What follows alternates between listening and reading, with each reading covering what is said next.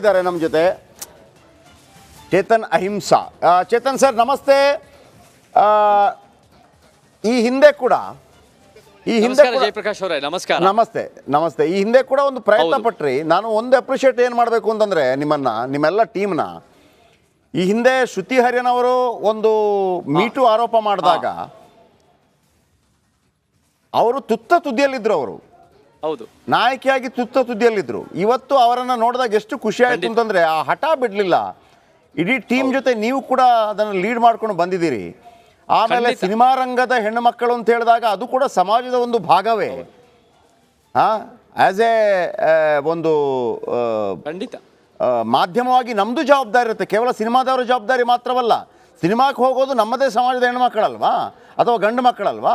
ಈ ನಿಟ್ಟಿನಲ್ಲಿ ಪಕ್ಕದ ಕೇರಳದಲ್ಲಿ ತೆಗೆದುಕೊಂಡ ನಿರ್ಧಾರ ಎಷ್ಟೋ ಹೆಣ್ಣು ಮಕ್ಕಳಿಗೆ ಮುಜುಗರ ಮತ್ತೊಂದೆಲ್ಲ ಆಗ್ಬೋದು, ಆದರೆ ಅದು ಕೊಡುವಂಥ ಇಂಪ್ಯಾಕ್ಟ್ ಇದೆಯಲ್ಲ, ಫೈನಲ್ ಇಂಪ್ಯಾಕ್ಟ್ ಮುಂದಿನ ಎಲ್ಲ ಹೆಣ್ಣು ಮಕ್ಕಳಿಗೂ ಮತ್ತು ಗಂಡು ಮಕ್ಕಳಿಗೂ ಕೂಡ ಒಂದು ಸುರಕ್ಷತಾ ಭಾವದ ಅನುಭೂತಿಯನ್ನು ಕೊಡುತ್ತೆ. ಆ ಹೆಜ್ಜೆ ನೀವು ಇಟ್ಟಿದ್ದೀರಿ, ಮುಂದಕ್ಕೆ ಹೋಗಿದ್ದೀರಿ. ನಾನೊಂದು ಕ್ವಶನ್ ಕೇಳ್ತೀನಿ. ಇದು ನಿಮಗೆ ಈ ರೀತಿ ಎಲ್ಲರನ್ನ ಸೇರಿಸುವಾಗ ಸ್ವಲ್ಪ ಕಷ್ಟ ಆಗಲಿಲ್ವಾ? ನಾನಿಲ್ಲಪ್ಪ, ನಾನು ಬರೋದಿಲ್ಲ, ಇಂಥದ್ದು ಬರಲಿಲ್ವಾ ಅಂತ. ನಾನು ಇದನ್ನು ಪ್ರಶಂಸೆ ವ್ಯಕ್ತಪಡಿಸ್ತಾ ಹೇಳ್ತಾ ಇರೋದು.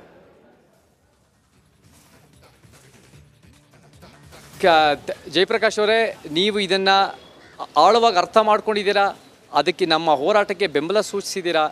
ಮತ್ತು ಶ್ರುತಿ ಹರಿಹರನ್ ಅಂತವರು ಅನೇಕ ಮಹಿಳೆಯರು ಆ ಮೀಟು ಸಂದರ್ಭದಲ್ಲಿ ಅವರ ಒಂದು ದೈಹಿಕ ಆಗಿರ್ಬೋದು, ಮಾನಸಿಕ, ಸೈಕಲಾಜಿಕಲ್ ಎಷ್ಟೋ ಅವರ ಮೇಲೆ ಒಂದು ರೀತಿ ದಬ್ಬಾಳಿಕೆ ಆಗಿರೋದನ್ನು ವ್ಯಕ್ತಪಡಿಸಿದಾಗ ಇಡೀ ವ್ಯವಸ್ಥೆ, ಈ ಪುರುಷ ಪ್ರಧಾನದ ವ್ಯವಸ್ಥೆ, ಎಲ್ಲ ಒಂದು ದೊಡ್ಡ ಶಕ್ತಿಶಾಲಿ ವ್ಯಕ್ತಿಗಳು, ಎಲ್ಲ ಒಂದು ಸಿನಿಮಾ ರಂಗದಲ್ಲಾಗಿರ್ಬೋದು, ಹೊರಗಾಗಿರ್ಬೋದು, ಪುರುಷ ಪ್ರಧಾನದ ಅಸಮಾನತೆಯ ಒಂದು ದ್ವೇಷದ ಮನಸ್ಥಿತಿಯವರು ಎಷ್ಟೋ ಜನ ಅವ್ರ ಮೇಲೆ ದಾಳಿ ಮಾಡಿದ್ರು, ಮಾನಹಾನಿ ಮಾಡಿದ್ರು. ಅವರು ಇವತ್ತಿನ ದಿನ ನಿಂತು ಗಟ್ಟಿಯಾಗಿ ಇಷ್ಟು ವರ್ಷ ಆದಮೇಲೆ ನನಗೇನೇ ಇದ್ರೂ ನನಗಾಗಿರೋ ಕಷ್ಟ ಇನ್ಯಾರಿಗೂ ಆಗಬಾರ್ದು, ನನಗಾಗಿರೋ ಅನ್ಯಾಯ ಇನ್ಯಾವ ಮಹಿಳೆಗೆ, ಇನ್ಯಾವ ಮನುಷ್ಯನಿಗೆ ಆಗಬಾರ್ದು ಅಂತ ಮನಸ್ಥಿತಿಯವರು ನಮ್ಮ ಫೈರ್ನಲ್ಲಿ ಅನೇಕರಿದ್ದಾರೆ. ಅದನ್ನೆಲ್ಲ ಅವ್ರು ನಮ್ಮ ಮಾದರಿ ವ್ಯಕ್ತಿಗಳು, ನಮ್ಮ ಸಿನಿಮಾ ರಂಗದ ಮಾದರಿ. ಅವರೆಲ್ಲ ನಟಿಯರಾಗಿ ಭಾಳ ಹೆಸರು ಮಾಡಿದ್ದಾರೆ, ಪ್ರತಿಭಾವಂತರೇ, ಅದರ ಏನು ಮಾತಿಲ್ಲ. ಆದರೆ ಆ ಪ್ರತಿಭೆಗಿಂತ ಮೀರಿ ಒಂದು ಗಟ್ಟ ಯೋಧರು ಇವರಲ್ಲ. ಇವರು ನಮ್ಮ ಜೊತೆಗೆ ಪಕ್ಕ ನಿಂತ್ಕೊಂಡು ನಾವೆಲ್ಲ ಜೊತೆಗೆ ಸೇರಿ ಸಿನಿಮಾ ರಂಗದಲ್ಲಿ ಈ ಒಂದು ವ್ಯವಸ್ಥಿತ ಪಿಡುಗುನ ಕಿತ್ತಾಕಬೇಕು. ಯಾಕಂದರೆ ನಾವು 2017 ಇಡೀ ದೇಶದಲ್ಲೇ ಮೊದಲನೇ ಬಾರಿಗೆ ನಾವು ಫೈರ್ ಮುಖಾಂತರ ಒಂದು ಆಂತರಿಕ ದೂರ ಸಮಿತಿ ಇದನ್ನು ಅಡ್ರೆಸ್ ಮಾಡೋಕ್ಕೆ ನಾವು ಶುರು ಮಾಡಿದ್ವಿ ಫೈರ್ನಲ್ಲಿ. ಅದಾದಮೇಲೆ ನಮಗೆ ಎಷ್ಟೋ ಒಂದು ರೀತಿ ಅದನ್ನು ನಾವು ಕಟ್ತಾ ಇದ್ದಾಗಲೂ ನಮಗೆ ದೂರುಗಳು ಬರ್ತಾಯಿತ್ತು. ನಾವು ಎಲ್ಲ ಕ್ಷೇತ್ರದ ಮಹಿಳೆಯರಿಗೂ ನಾವು ನ್ಯಾಯ ಒದಗಿಸ್ಬೇಕು ಅಂತ ನಾವು ಕೆಲಸ ಮಾಡ್ತಾ ಇದ್ದಾಗ 2018 ಮೀಟು ಆದಾಗ ಆವಾಗ ನಿಜವಾಗ್ಲೂ ಇದು ಸತ್ಯ ಇದೆ ಅಂತ ಜನರು ಗೊತ್ತಾಗಿದೆ. ನಮಗೆಲ್ಲ ಮುಂಚೆ ಈ ಕೈ ಸತ್ಯ ಗೊತ್ತಿತ್ತು. ಆದರೆ ಈ ಸಿನಿಮಾ ರಂಗ ಏನು ಮಾಡೋದು ಅಂದರೆ ಗಂಡಸರು ಅವರೆಲ್ಲರೂ ಡಿನೈ ಮಾಡೋರು. ಅವರು ಇದಿಲ್ಲ ಅಂತ ಹೇಳೋರು. ಇವಾಗ ಇಲ್ಲ ಅಂತ ಹೇಳಿದಾಗ ಏನಾಗುತ್ತೆ, ಅದನ್ನು ಸರಿ ಮಾಡಿಸೋ ಅವಶ್ಯಕತೆ ಇರಲ್ಲ. ಅದು ಇಲ್ಲವೇ ಇಲ್ಲ ಅಂದರೆ ಅದು ಕಣ್ಣು ನಮಗೆ ಕಾಣಿಸಲ್ಲ ಅಂದರೆ ಅದಾಗ ಅದೇ ಭಾಳ ಕೆಟ್ಟ ರೀತಿಯಲ್ಲಿ ಬೆಳ್ಕೊಳ್ತಾ ಇರುತ್ತೆ.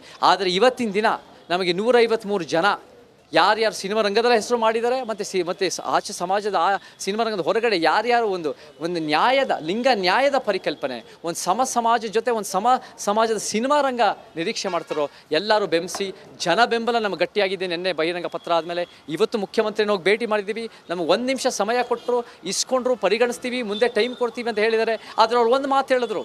ಏನು ಹೇಳಿದ್ರು ಅಂದರೆ, ನಿಜವಾಗ್ಲೂ ಈ ಲೈಂಗಿಕ ಕಿರುಕುಳ ಇದೆಯಾ ಅಂತ ಕೇಳಿದ್ರು. ಇದು ನನ್ನ ಕಣ್ಣಲ್ಲಿ ನಿಮ್ಗೆ ಗೊತ್ತಿಲ್ಲ ಅಂದರೆ ನಾವು ಖಂಡಿತ ಹೇಳ್ಕೊಡ್ತೀವಿ. ನಮ್ಮಲ್ಲಿ ದೂರುಗಳಿದೆ, ನಮ್ಮಲ್ಲಿ ಅನುಭವಿಸೋರು ಭಾಳ ಜನ ಇದ್ದಾರೆ, ಅವ್ರು ಹೇಳ್ತಾರೆ. ಆದರೆ ಇದು ಜಾಣ ಗೊತ್ತಿಲ್ಲದೆ ತನ ಆಗಬಾರ್ದು ಇದು. ಯಾಕಂದರೆ ಮುಖ್ಯಮಂತ್ರಿ ಸಿದ್ದರಾಮಯ್ಯನವರು ಭಾಳ ಲೋಹಿಯಾವಾದಿ ಅಂತ ಹೇಳ್ತಾರೆ. ರಾಮನವರ ಲೋಹಿಯ ಎಂಥ ಲಿಂಗ ಸಮಾನತೆ ಬರೋಕ್ಕೆ ನಿಂತಿರೋ ವ್ಯಕ್ತಿ. MD ನಂಜುಂಡಸ್ವಾಮಿಯವರಿಂದ ಗರಡಿಯಿಂದ ಬಂದಿದ್ದಾರೆ ಅಂತ ಹೇಳ್ತಾರೆ. MD ನಂಜುಂಡಸ್ವಾಮಿ ಭಾಳ ದೊಡ್ಡ ರೈತ ಹೋರಾಟಗಾರ, ಅವ್ರಿಗೂ ಒಂದು ಲಿಂಗ ಸಮಾನತೆ ಬಗ್ಗೆ ಕಾಳಜಿ ಇತ್ತು ಅಂತ ನಂಗೆ ನಂಬಿಕೆ ಇದೆ. ಸೊ ಆ ನಿಟ್ಟಿನಲ್ಲಿ ಮುಖ್ಯಮಂತ್ರಿ ಸಿದ್ದರಾಮಯ್ಯವರು ಈ ಒಂದು ವ್ಯವಸ್ಥಿತ ಪಿಡುಗು ಬಗ್ಗೆ ಅರಿವಿಲ್ಲ ಅಂದರೆ ನಾವು ಹೇಳ್ತೀವಿ. ಆದರೆ ಅರಿವು ನಾನು ತಿಳ್ಕೊಳ್ಳೋಕೆ ಇಷ್ಟ ಇಲ್ಲ ಅಂದರೆ ಆವಾಗ ಒಂದು ರಾಜಕೀಯ ಇಚ್ಛಾಶಕ್ತಿ ಬರುತ್ತೆ. ಕೇರಳದಲ್ಲಿರೋ ಕಾಳಜಿ ಯಾಕೆ ನಮ್ಮ ಕರ್ನಾಟಕದಲ್ಲಿ ರಾಜಕಾರಣಿಗಳ ಕಾಳಜಿ ಇಲ್ವಾ ಅಂತ ಪ್ರಶ್ನೆ ಖಂಡಿತ ಬರುತ್ತೆ. ನಾವು ನಂಬಿಕೆ ಇಟ್ಕೊಂಡಿದ್ದೀವಿ, ಹೋರಾಟ ಮುಂದುವರಿಯುತ್ತೆ. ನನ್ನ ಪ್ರಶ್ನೆ ಏನು ಗೊತ್ತಾ, ಈಗ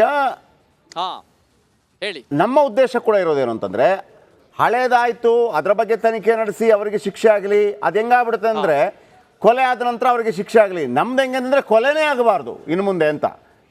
ಅಂದರೆ ನೆಕ್ಸ್ಟ್ ಬರುವಂಥ ಹೆಣ್ಮಕ್ಳಿಗೆ ಇಂಥದ್ದೊಂದು ಆಗಲೇಬಾರ್ದು. ಜೊತೆಗೆ ಈ ಹಿಂದೆ ಯಾರಿಗಾಗಿದೆ ಅದಕ್ಕೆ ತಕ್ಕನಾದ ಶಿಕ್ಷೆ ಕೂಡ ಆಗಬೇಕು ತನಿಖೆಯಿಂದ ಅಂತೇಳಿ. ಮುಂದೆಗೆ ಏನು ಮಾಡ್ತೀರಿ ಅಂತ ನನಗೆ ಅದು ಬೇಡ. ಏನಂತಂದರೆ ಯಾವಾಗ ಇಂಥದ್ದಾಗತ್ತೆ ಆಗ ಶಿಕ್ಷೆ ಕೊಡಿ ಅಲ್ಲ, ಆಗಲೇಬಾರ್ದು, ಚಾನ್ಸೇ ಇಲ್ಲ. ಅದಕ್ಕೆ ಏನಿದೆ ನಿಮ್ಮ ಬಳಿ ಅಸ್ತ್ರ ಅಂತ?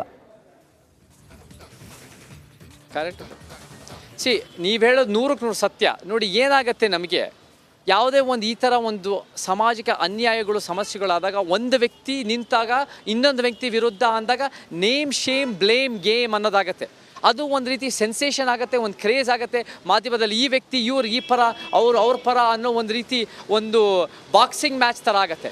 ಇದು ನಾವು ವ್ಯಕ್ತಿಗಳ ಹೆಸರು ಹೇಳೋದ ಪ್ರಶ್ನೆ ಬರಲ್ಲ ಇಲ್ಲಿ.